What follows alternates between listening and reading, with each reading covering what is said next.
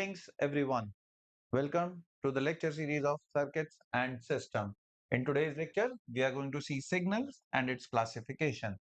These are the contents for today's lecture. We'll go with the introduction of the signals, basic signals and classification of the signals.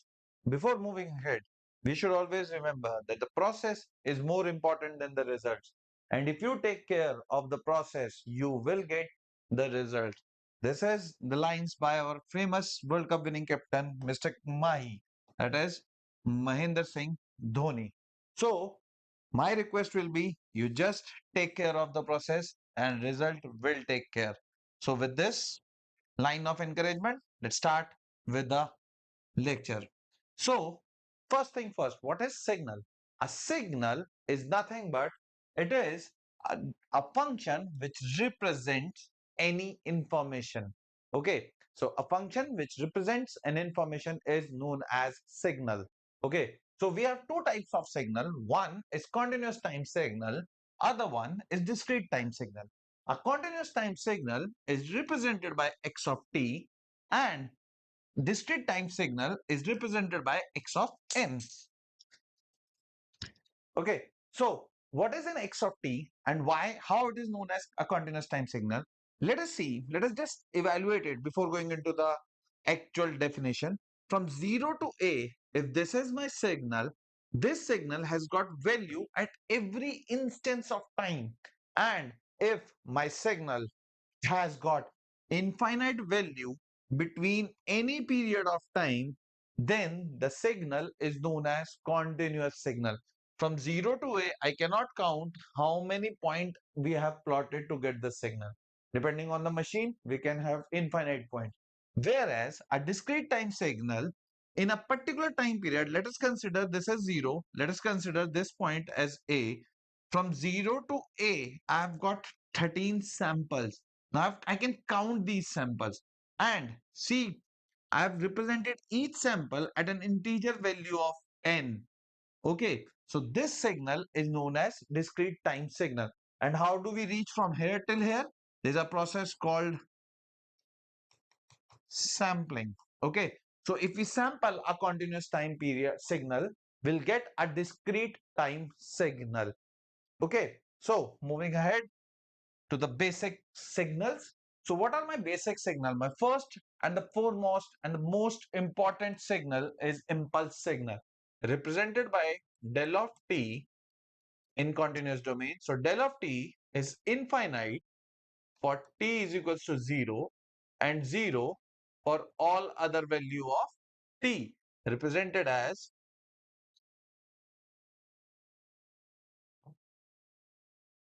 represented as this. At t is equals to 0, my del t is represented by an arrow going up and 0 otherwise. Okay, and area under the signal is always 1. So this is my del t. Similarly, for del t, because since we cannot have a signal having an infinite amplitude, we cannot process it or we cannot use it for any kind of calculation. We say we have a unit impulse signal.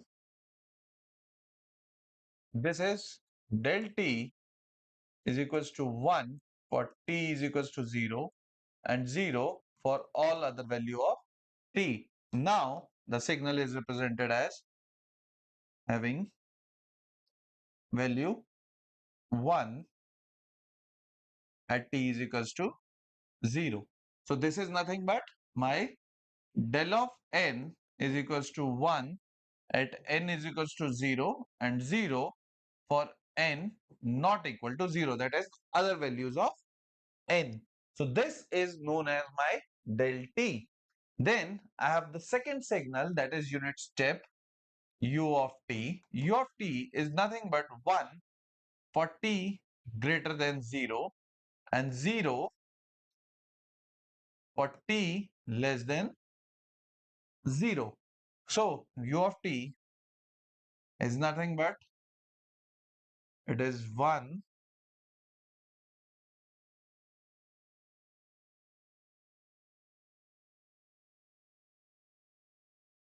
u of t is 1 for all the value of t which is greater than or equal to 0 and 0 at the left hand side of the S plane. Similarly, I have u of n which is 1 for n greater than equal to 0 and 0 for n less than 0. So we have at 0 the value is 1, 1, all the values are 1. So u of t or u of n exists from 0 to infinity, and before 0 it is 0. Now we have got ramp signal represented by r of t. It is t is r of t is equals to t for t greater than equal to 0 and 0 for t less than 0. This is generally known as unit ramp. Okay. So if I plot it, it would be something like this. This is r of t, this is t, and slope goes to be 1.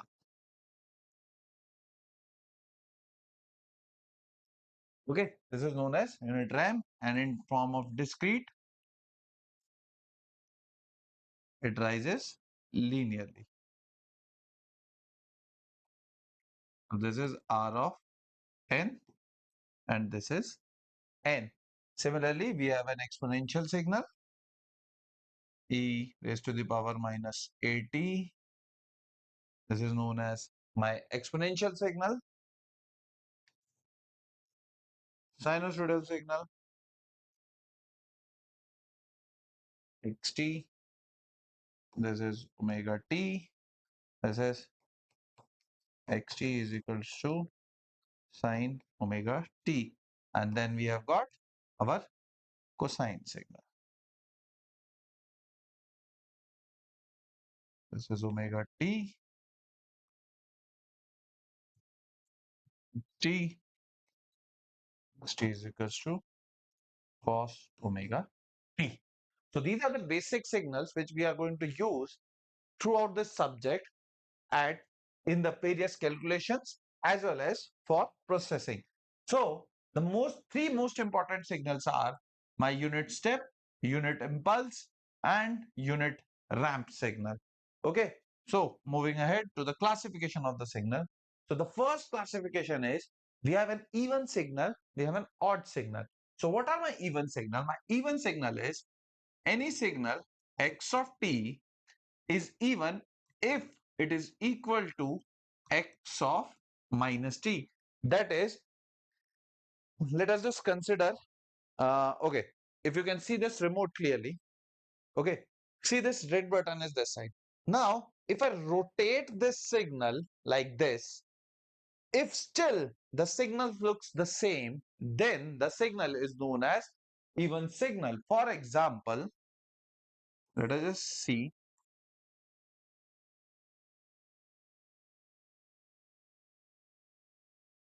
Okay, this is x of t, this is t, this is 0. Now, if you see, if I rotate this signal from this side holding my axis, that becomes x of minus t. Still, my x of t will be equal to x of minus t.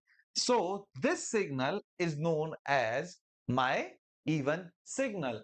Now, what are odd signals then? If x of t is equals to minus of x of minus t, that is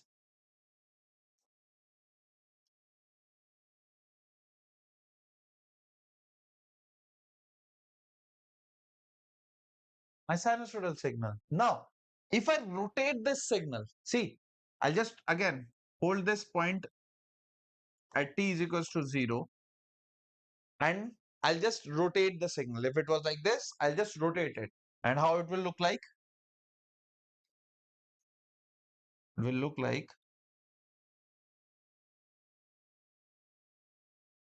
now, if you can see, if I just put this thing down, this will look like this. So here, my x of t will be minus x of t will be equal to x of minus t.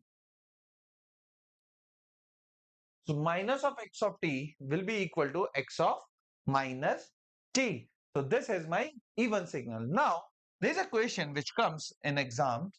They ask you to plot even and odd part of a signal. So let us just take an example. Let me just plot a signal. Let us just take this signal as x of t is equals to 4 e raised to the power minus at. Now I have to plot its even and odd component. We are not going into the derivation of these two. So my x et even component will be x of t plus x of minus t divided by 2. So I have got x of t. Now I'm plotting x of minus t. I'm plotting this. It is nothing but I'll hold the axis and I'll rotate it. So this is 4, this is 4, this is x of minus t. Now the next step is I'll add the two signals. Now if I add these two signals and I'll divide the see at 0 I have to divide it by 2. At 0 there is just one point at 0 where both the signal exist and the value is 4. So if I have to add at t is equals to 0, at t is equals to 0, the value of signal is 4 plus 4, that is 8. And now if I'm plotting xet, it has to be divided by 2. So I'll just draw the shape again. This is how my signal will exist. And this amplitude is going to be 4. So this is even component of the signal. Now how to plot the odd component? Now when we are plotting the odd component, I need x of minus of x of minus t. So this is x of minus t. Now I need minus of it. So I have to just scale it down from plus 4 to minus 4. Now if I add these two at t is equals to 0, one value is minus 4 and one value is plus 4. Okay. So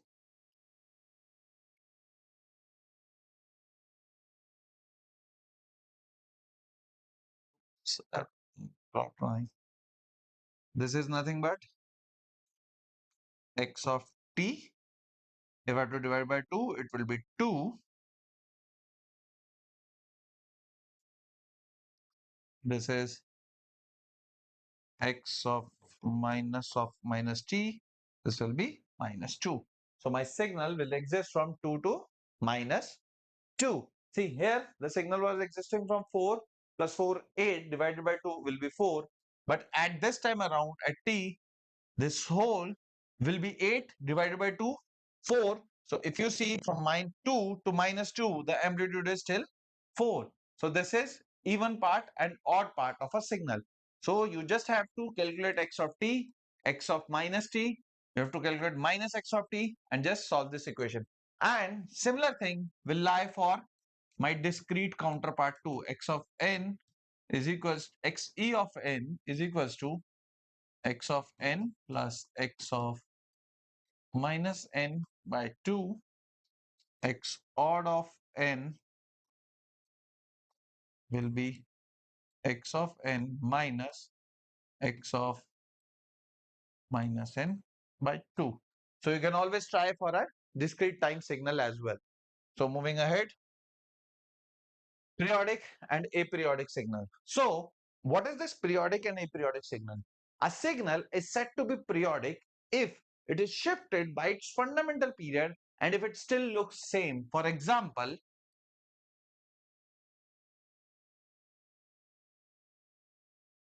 and so on. I'll take this sine wave. Now, if I see this sine wave from this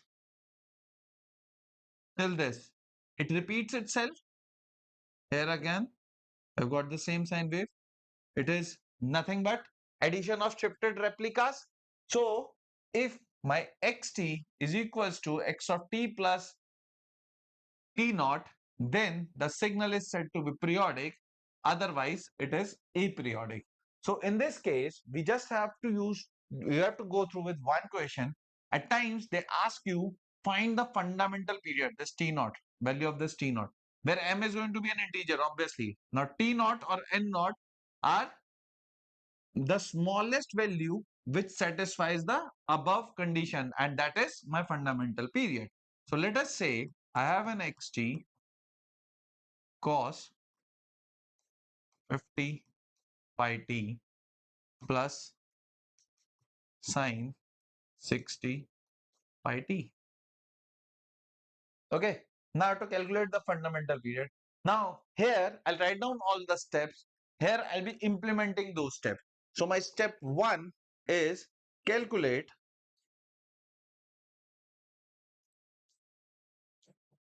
t1, t2 and T3 and so on.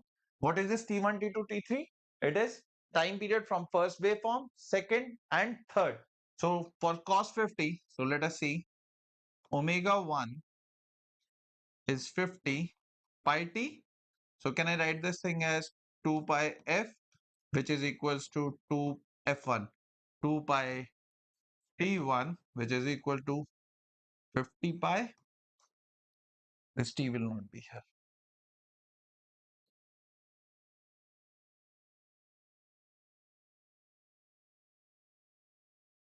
Okay, pi t. So 50 pi. So this will give me T1 is equals to 1 by 25. Similarly, from omega 2, I'm going to get T2 is equals to 1 by 30. Omega 2 is equals to 60 pi, 2 pi by T2 is equals to 60 pi. So now I'll get T1. I've got T1 and T2 as 1 by 30 and 1 by 25. Now moving ahead, second part.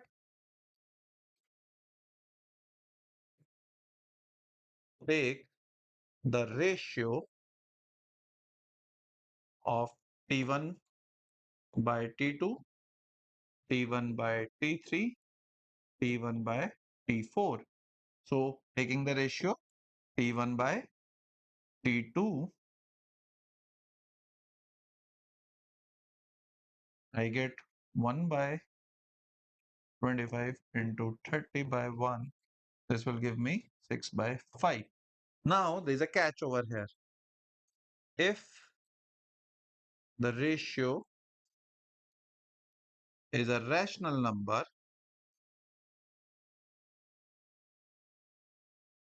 then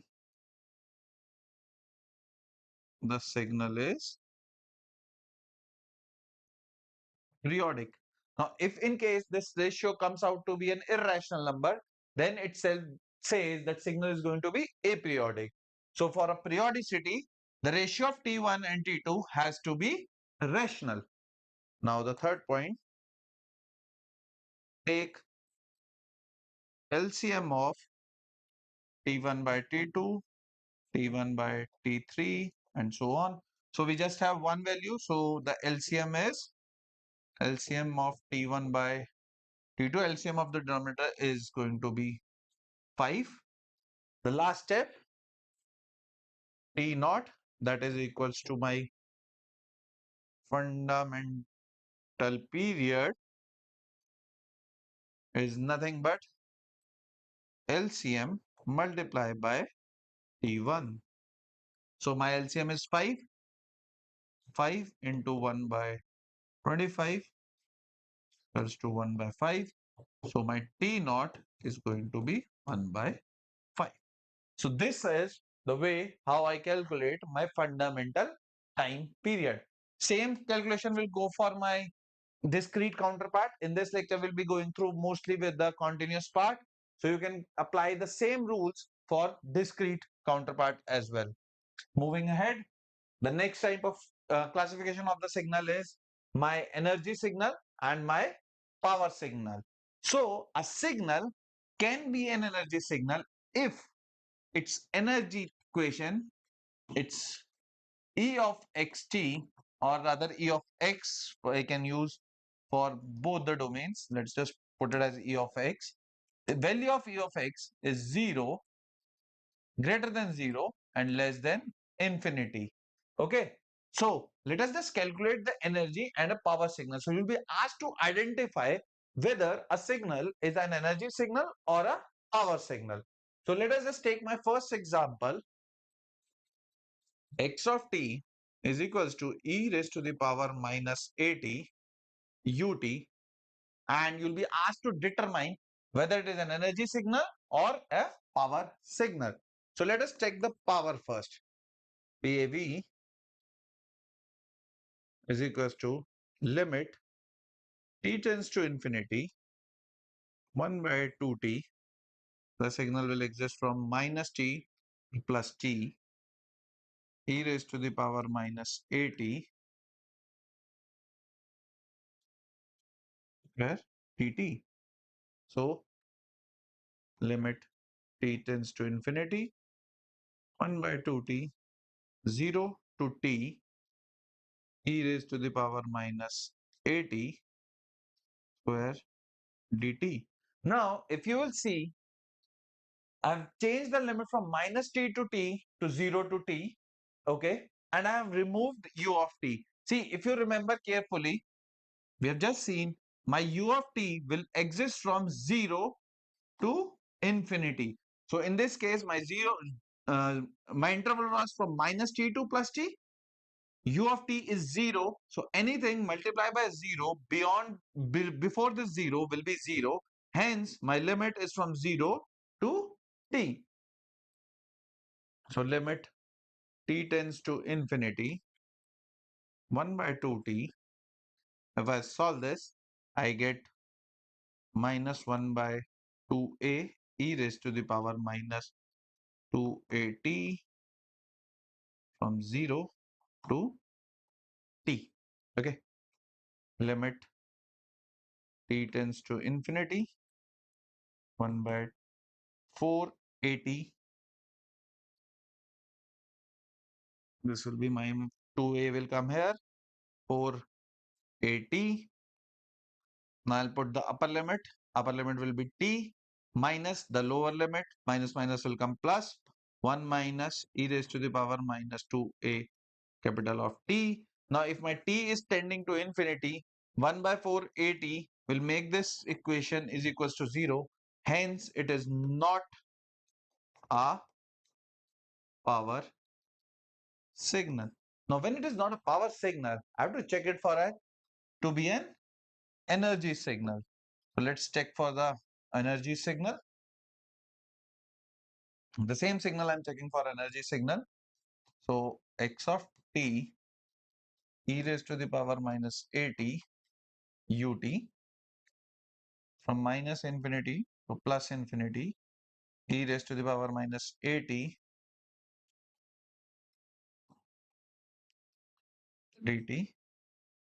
This will be my x of t.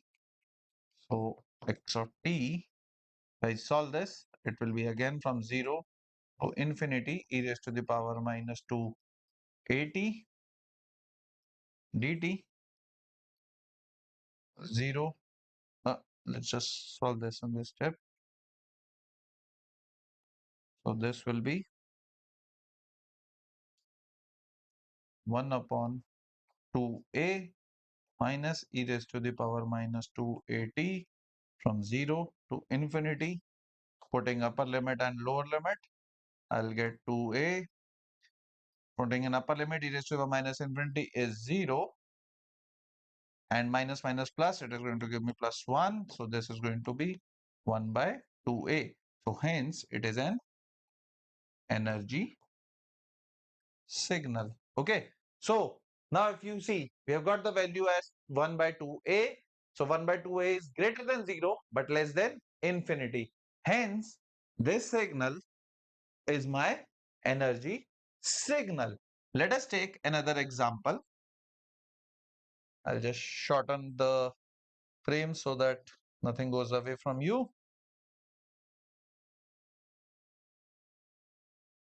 Hope everything is visible. Okay, I'm taking another example. Let us say My x of t is capital A, constant A. So let us solve for P average. So limit t tends to infinity 1 by 2t integration minus t to t A square dt. So A is a constant. We'll get it outside. Limit t tends to infinity 1 by 2t A square from minus t to t1 dt. Limit t tends to infinity A square by 2t. I'll get 1 from minus t to t. And if I solve this, limit t tends to infinity A square by 2t, I'll get upper limit t minus minus of lower limit plus t. This will become 2t. This and this get cancelled. Hence, there is no t available here over here. So no point of applying limit. So I'll get a square. So PAV is a square. Hence, xt of A is equals to A is a power signal. Let us take another example. These are the three types of example you may get in your exam. X of t is equals to t. So if you are going to check it, I'm not solving it. If you are going to check it, in this case, your PAV will also come as 0 and energy of xt will also come as 0. 0 or infinite, you have to check it. This x of t is neither energy nor power signal. So always remember in examination, you have to check for both the cases. There are cases where you will get power as 0. You may get some energy. So this becomes an energy signal. Here you have got a power signal. So it's already sorted. But at t, you may get a 0. You may get an infinity. So this is going to be neither energy nor power signal. So just take this once and let me know in the comments. Moving to the last two classification, causal, anti-causal and non-causal. This classification is going to help you out during your systems. So what is a causal signal? A causal signal is nothing but a signal which exists for t greater than 0. That is, it is 0 for t less than 0. So in this area, if a signal is 0, then a signal is known as causal signal. So for a discrete time signal, this is going to be my causal signal.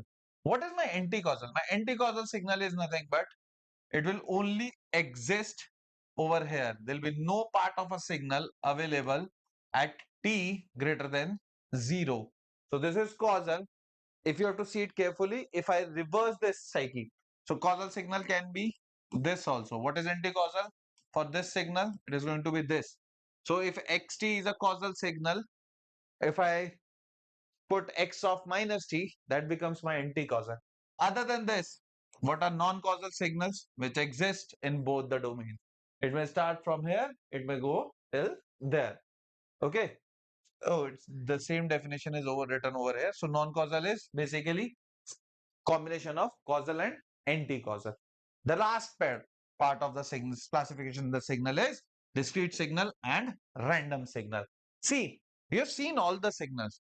Now, there was a mathematical function associated with the signal.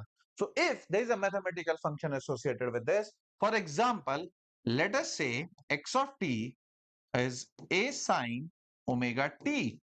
Okay, that means for any value of t, for any value, let us say t is equals to 2, t is equals to 4. I can put the value of t. If I know the value of omega, if I know the value of a, I can predict the value. So this signal is determined by a mathematical function and I can predict the value of the signal. Then the signal is known as my deterministic signal. Now, if I have a signal something like this,